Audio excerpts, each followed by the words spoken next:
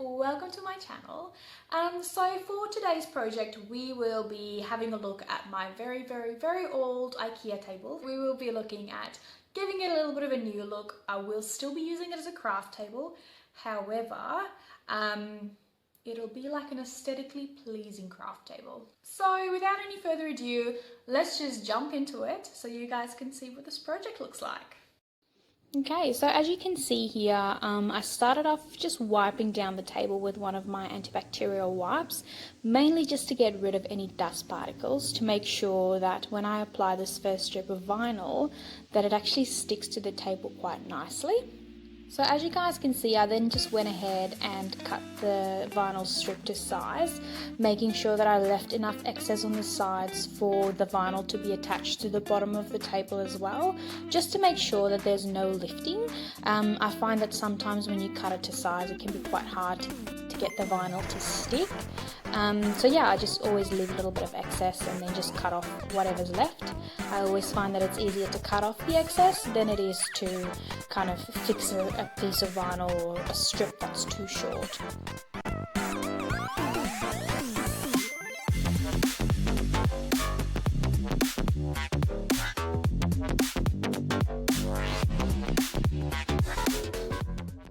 So in this second part, you'll see me use washi tape to just make sure that the pattern lines up with the first strip. I then marked it with a permanent marker on the back side just to know where to cut, and also so that I know where I needed to attach the second strip to make sure that the pattern lines up all the way to the other side of the table.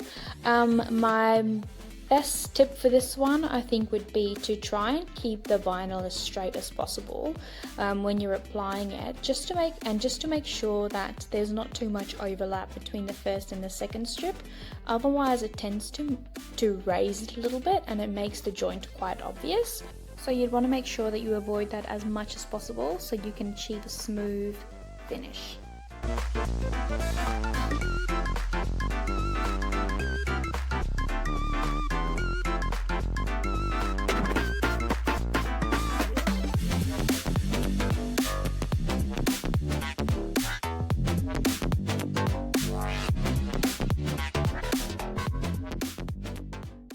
And this is what the vinyl wrap looks like completed.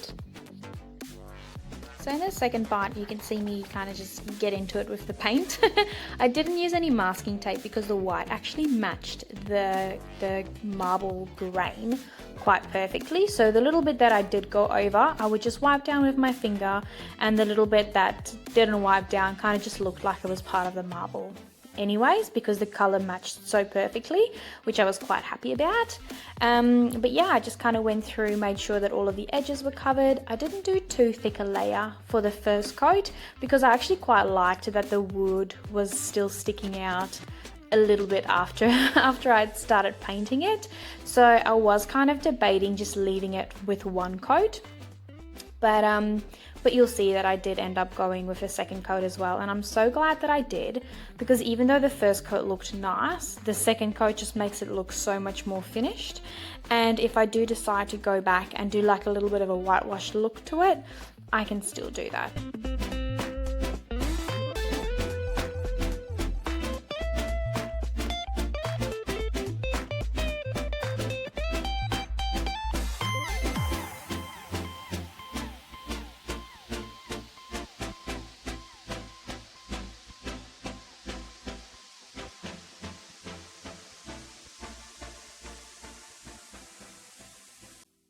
Here you can see the Rust-Oleum chalk to linen white paint that I used for painting the legs of the table.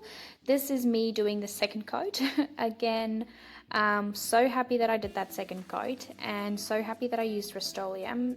The paint is just such a nice texture, it works so well, and it's so easy to clean afterwards as well. I just rinsed it with water.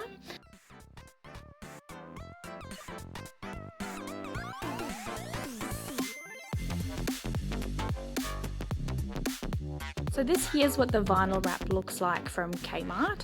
I was originally going to use this white grey marble, however I decided to go with this black one instead, simply because of the paint marks that was on the table.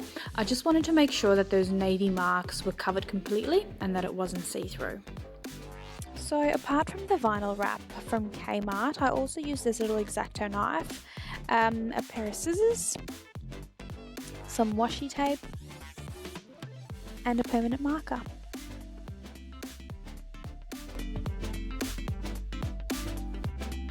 So for part 2, I used this Rust-Oleum chalked paint in linen white that I picked up from Bunnings, along with this 50mm brush that actually came in a set with a larger one, and also just had this little plastic container for my paint and an old wooden spoon just to stir the paint with before pouring it into the cup. And here's the end result of my updated / upcycled IKEA craft table. I hope you guys enjoyed this video today. Please let me know your thoughts in the comments below, and hopefully I see you next time.